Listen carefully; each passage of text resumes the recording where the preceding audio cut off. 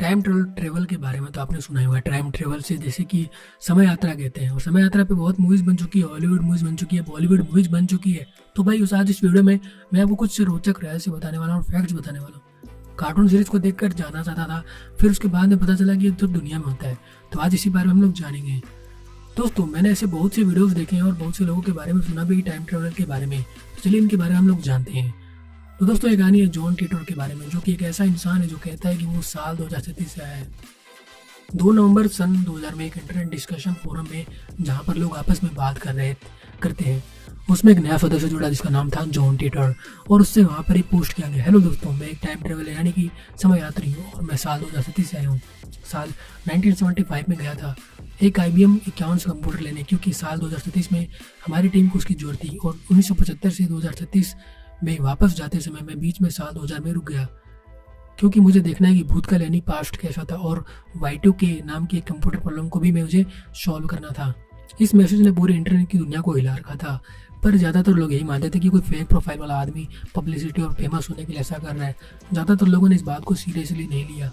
पर उसके पोस्ट का रिप्लाई करते हुए बहुत लोगों ने पूछा कि अगर आप सच बोल रहे हो तो इस बात का सबूत दो। और उसके बाद जो उसने भेजा, उसके बाद सबके होश उड़ गए। उसने अपने टाइम मशीन का डिज़ाइन पोस्ट किया, यहाँ तक कि उस टाइम मशीन की असली तस्वीरों को पोस्ट किया, जिसे देखकर आप सभी के होश उड़ गए होंगे।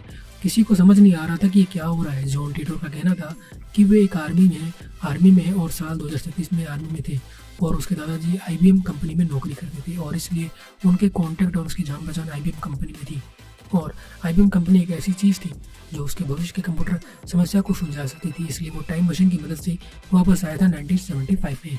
अब आपके मन में सवाल आ रहा होगा कि अगर वो सच में भविष्य से आया था तो उसका पता तो होगा ही कि आगे आने वाला क्या है, कि उसके साथ आगे क्या होने वाला है। तो फिर क्या उसने किसी भविष्य की घटना बारे में बताया था? जी हाँ, उसने बहुत कुछ बताया। जॉन टिटोर ने एक पोस्ट किया था जिसमें उसने ये कहा था कि पेरू में एक बहुत ही विशाल अर्थक्वेक आने वाला है। और आपको पता है, उसके इस पोस्ट के कुछ दिन बाद ही सन 2001 में 23 जून सन 2001 में पेरू में इतिहास का सबसे भयंकर भूकंप आया। उसने हम लोगों को ये भी चेतावनी दी थी कि तुम लोग space shuttle over heating problem को सोल्व कर लो, नहीं तो भविष्य में बहुत बड़ा हादसा हो जाएगा। और इस पोस्ट के बाद 21 फरवरी 2003 में हमें यह घटना सच में देखने को मिली थी।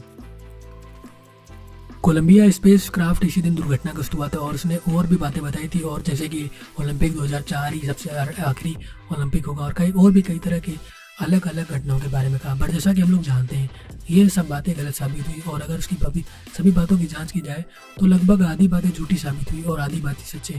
पर अगर आप इसे गहराई से देखोगे तो किसी इंसान की आधी भविष्यवाणी सच कैसे हो सकती है, और वो भविष्य के बारे में इतना कुछ कैसे जान सकता है। जॉन टिटर के ऊपर एक किताब भी लिखी गई है, पर आखिरी पोस्ट उसकी यही थी। मतलब उस आखिरी पोस्ट के बाद उस अकाउंट से आज तक कोई पोस्ट नहीं आया।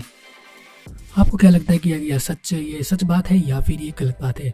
अगर आपको कुछ भी लगे आप कमेंट बॉक्स में कमेंट करके बताएं, और आपको ऐसी वीडियोस कैसी लग रहे हैं कमेंट करके जरूर बताएं। वीडियो को शेयर करें अपने सभी दोस्तों के साथ। मिलता हूं नेक्स्ट वीडियो में। चैनल को सब्सक्राइब करना बिल्कुल ना जाना। Thank you so much for watching. Bye bye.